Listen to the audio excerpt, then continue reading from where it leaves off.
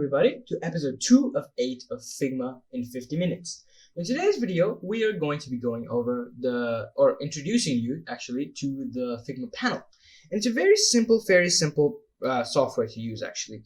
You can also, I forgot to tell you guys that you can also download this software on your computer, or you can do it online. I like it online because it doesn't use as much memory and also doesn't take as long to load, but you can also use it as you like, not stopping you in downloading the software as well. Okay, as you can see here, you can make just a basic file over here, Figma in 50 minutes. I've named it, but you can create a file by clicking on the top right corner, which says new file. So when you make one, it actually opens it, and it's normally starts off untitled. But you can rename it to anything you like. I decided to name it Figma in 50 minutes because it's appropriate to the channel or the things that we're going to do today in these videos. Okay, so we're going to be going over a few of the things that are pretty important and pretty good to know actually. Alright, so the first thing is this top right corner, which is basically zooming in, zooming out. So let's say if I zoom it all the way in, it's 25,600% zoomed in actually. It's pretty crazy. Alright, so a few of the things. One thing is pixel preview, which is not that important right now because it's disabled right now, we don't need it. Then we have the pixel grid. As you can see here, there's the small lines as pixels basically over here. So what this does actually, and if you have it with snap to pixel grid, is also very handy. If I let's say make a small square, one by one, it takes the size of, let's say it takes the size of a pixel, and it snaps to it. It doesn't go halfway. But let's say if we disable that pixel grid, oh no, sorry, not pixel grid, snap to pixel grid. See, it can go in the middle of it. As you see, it goes in the middle of the pixels. But now let's snap it back because you can also do that, but I don't really desire to do that actually, because it does all those decimals like that and all that stuff. This is not that handy actually. As you can see, it's over here, and it's kind of annoying because it goes in like some parts of the pixel line in the actual pixel grid. So yeah, that's that. Then we have multiplayer cursors and rulers and outlines we don't need to know about right now. Multiplayer cursors is when you basically share your file with other people, which they can edit it for you and edit it with you. As you can see over here, it's just me editing this file. But later on, once you add more people or invite more people to your file, they'll be able to edit it and you'll be able to see it. That's pretty handy. So yeah, that's that. And you can create other pages for your team members or your friends to work with. Just click add new, just drop down, add new page. Let's say page for my friend. Let's say if it's actual project, don't name it that. I'm just giving you an example. Let's say the friend just makes some edits over here, and that's their file, and this is your file. So there's two different files, and basically you can make as many files as you like. So let's delete that for the sake of it. All right. Okay, that thing over here, the top right, is called present.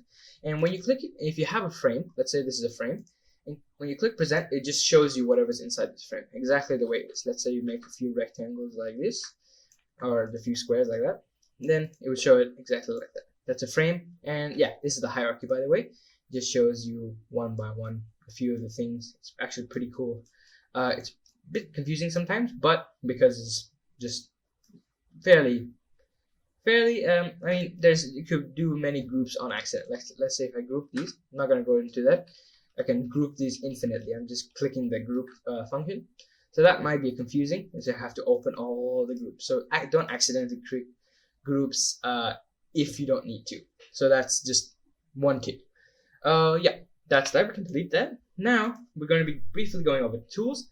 So a few of the things is comment. Let's say your friend made an ugly thing you don't want to show to anyone. So like that. Let's say that's ugly. Let's just click that and click add comment. If you're not on a video chat or right next to each other, you can add a comment later on that can come and see the comment that you want. So you can say, I don't like this design, it could be better. You can even put an emoji for it as well. So yeah, I'm just going to cancel, and then we can delete that. All right, and then there's a few other things as well. We can have some plugins, as you can see over here. So let's go to open a new file, because no, actually I'll be back. I'll go open the Figma's plugin page actually.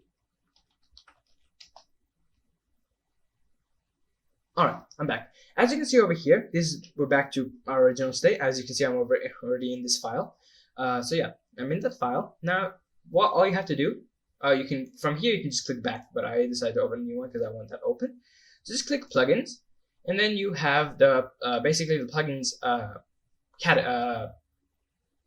Sorry, not category, catalog.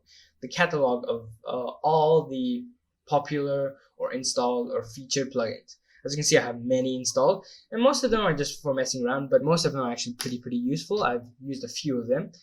For example, I've used this one called Image Tracer, which is basically just for just when you go to Google and drag an image, a dark image. Let's say if you want an icon, if you want to trace around it, you don't need to go tracing one by one. It doesn't do it accurately. It depends on the type. If the image is low resolution, it would do like these things, like circles around it. But if it's very smooth, it's a very high quality picture. It traces it like nothing. Traces it like butter. Absolutely cool. Alright, so we're gonna click this browse all plugins, and it'll load all the plugins for you. Some of them are very useful actually. Like let's say Iconify. So Iconify is basically just giving you types of icons that you can use and some categories. Like let's say activities, animals and nature, flags, food and drinks, objects, just to name a few. And these are a few of the things, and had some tags. So some of these are pretty cool. Then we have, let's say, I had one which is pretty colorblind. Yeah, colorblind is actually for just testing your design and your design colors for other types of colorblind people. Let's say, like, I forgot the names of like colorblindness, but yeah, the different types. You can change a design and see how it looks like. And we also can kind of keep in mind that maybe if you have an app which you would like to be really cool for every sort of person, so you can have some, when you start up the app, you can ask the person if you're colorblind or not. If you're not, then there you go. You have the normal one. If not, you can customize the colors to look like the colors, but if they're colorblind, or make it as good as possible, actually. And there's many other things you can mess around with. You can just go to this link, or you can go to figma.com and just do the plugins. So that's pretty handy. So yeah, I think that's about it for this video.